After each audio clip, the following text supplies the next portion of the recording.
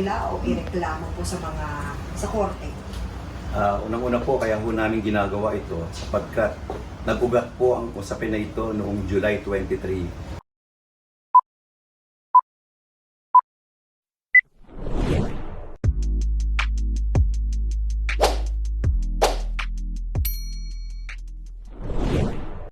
Welcome back sa aking YouTube channel. Para sa mga first time lang po nanonood, please click na yung Jerry's TV Manila. Anyway guys, wala nang bayad o libre lang, tulong mo na lang din sa kapwa mo. Alright, thank you very much po. So, kumusta po sa mga isko niyan? Yan guys, solid tayo ha. Lumalabas na yung ating pagka-solid sa kay Yorme. Mula sombrero, yan, pati salamin ko blue. O, ito, ako si Isko, mga pinagawa natin dati. So, ang topic natin ngayon for today's video, Team Yorme, mga konsehal na kumampi sa kanya ay di nakatiis, magdidemanda na sa korte sa kanilang counterpart na Team Lacuna. And guys, yan ang pag-uusapan natin na ngayon, ang araw na to. So, kung napapanood nyo sa vlog natin guys, ang siste, nung July 23, na sinasabi ng mga kampi ni Yorme ay nagkaroon ng session dyan sa City Hall nang hindi alam na hindi alam ng mga Team Yorme.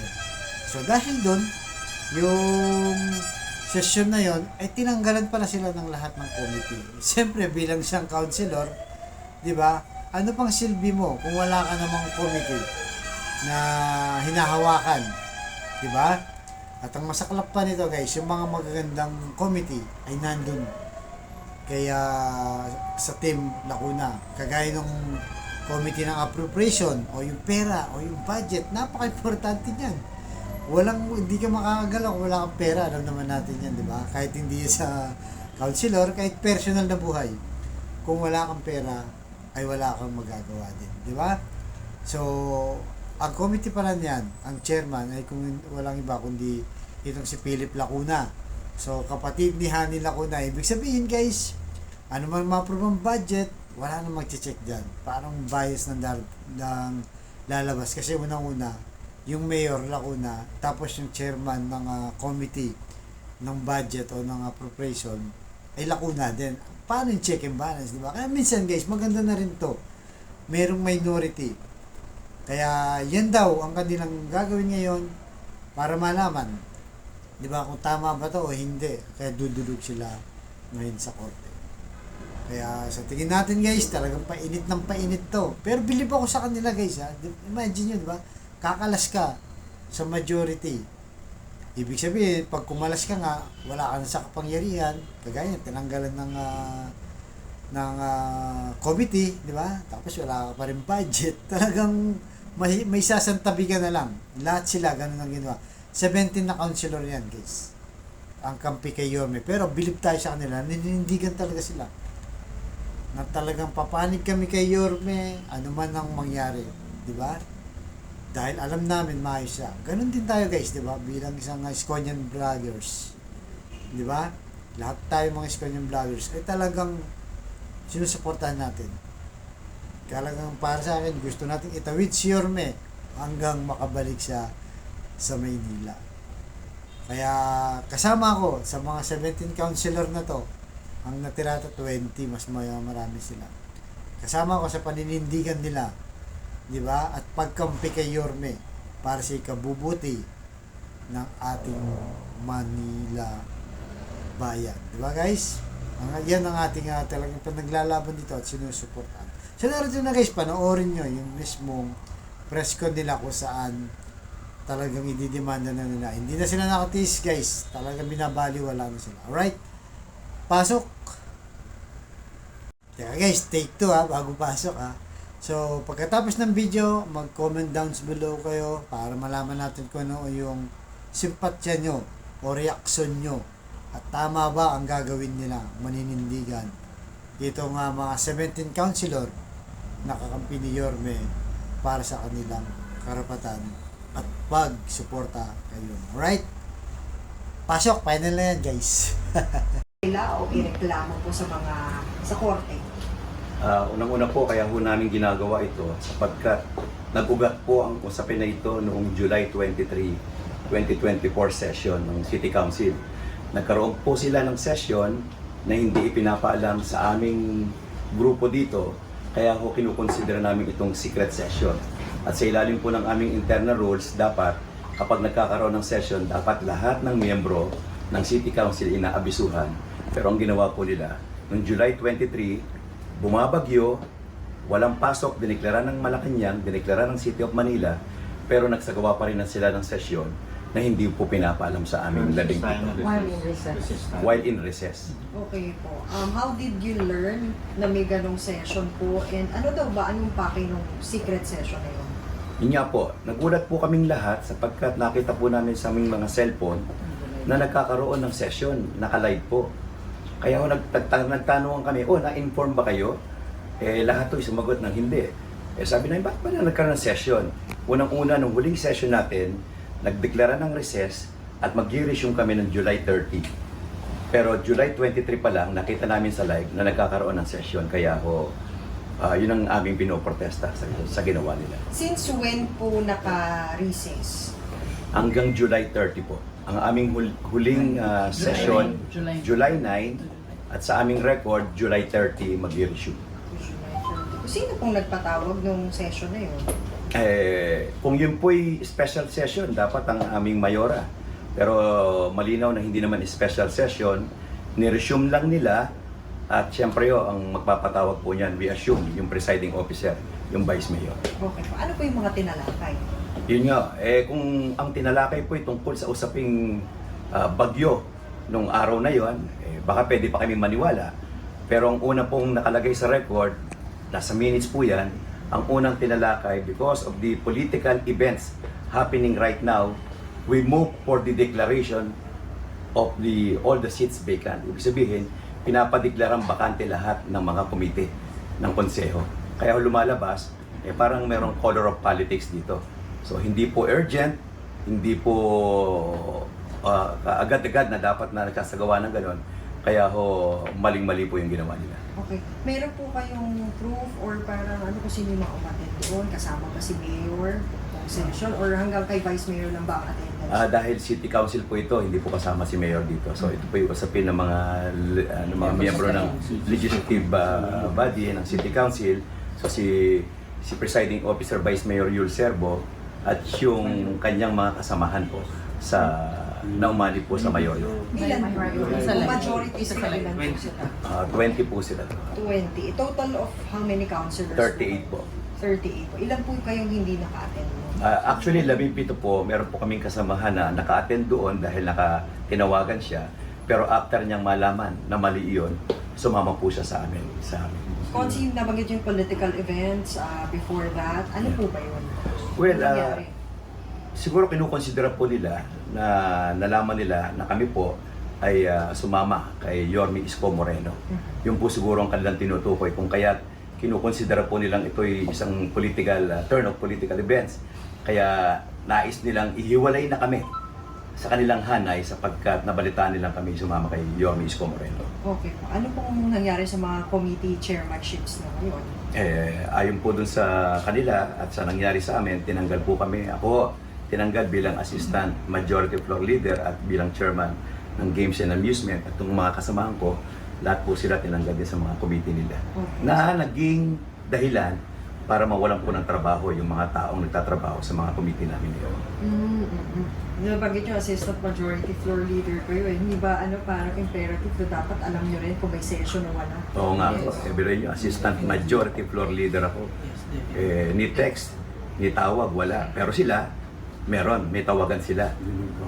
Talagang kitang-kita ho na they are in bad faith sa sinagawa nilang yon. At yung unang-unang topic, they move for the reorganization. At tingin ko, hindi natin kailangan ng lawyer para basahin yung naganap na yun. May mga isang buwan na rin po kasi since nangyari yung secret session, no? Did you try to ask the concerned councilors? Actually, tuwing session po, yun po nagiging topic namin, paikot-ikot. Kaya ho kami inakusahang parang sirang plaka na.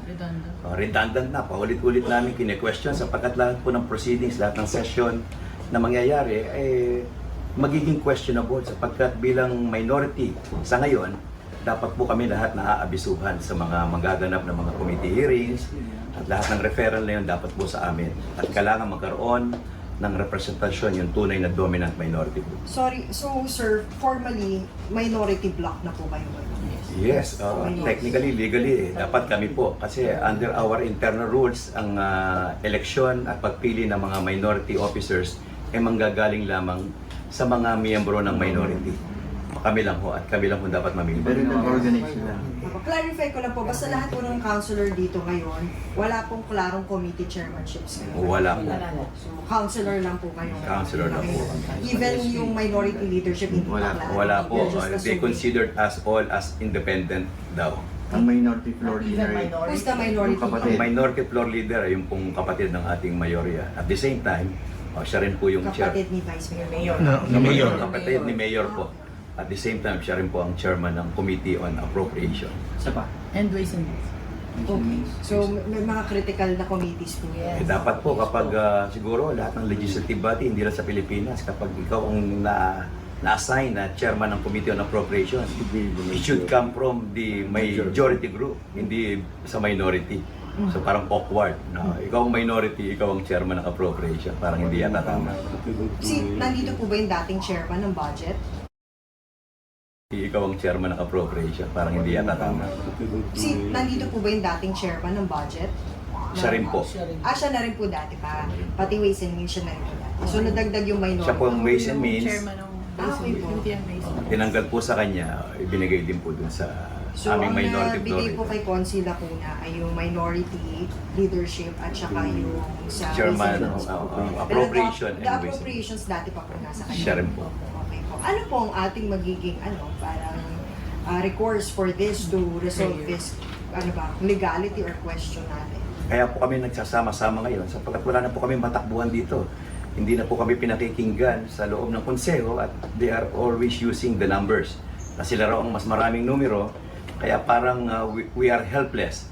Kaya tingin namin the proper forum would be the regular courts para maresolbuhan na once and for all yung aming hinaing na kung totoo bang tama at merong basihan yung kanilang ginawang secret session nila. Okay po. Paano po? Ano po yung kasong ipa-file natin? Ano yung gusto nating maging tugon ng korte? Ano ba yung gusto nating sagutin ng korte? Opo, gusto po sana namin na agaran magkaroon ng TRO o Temporary Restraining Order na sabihan na itigil muna ang sinasagawang sesyon until such time na maresolba, no? Kung tama ba o mali yung ginawa nilang session na yon. And we are praying for the nullification of that secret session based doon sa sinasabi naming illegal ito sapagkat walang due process at wala pong notice na natanggap itong aming grupo. Follow up lang po, itanong ko lang po. Sabi niyo kanina yung sa TRO you want na ipatigil yung session. What do you mean? As in yung regular session po natin, pwede po ba yun? Hindi po ba yun disservice sa mga Manileño? We explain po niya to. Sir, name na lang po. Councilor J.B. Hizon po. Yes po, kaya po kailangan ng TRO dito kasi po kada nagse-session po tayo, nagre-refer po tayo ng mga batas na tatalakayin ng lungsod at itong mga batas na to bababa po to sa committee.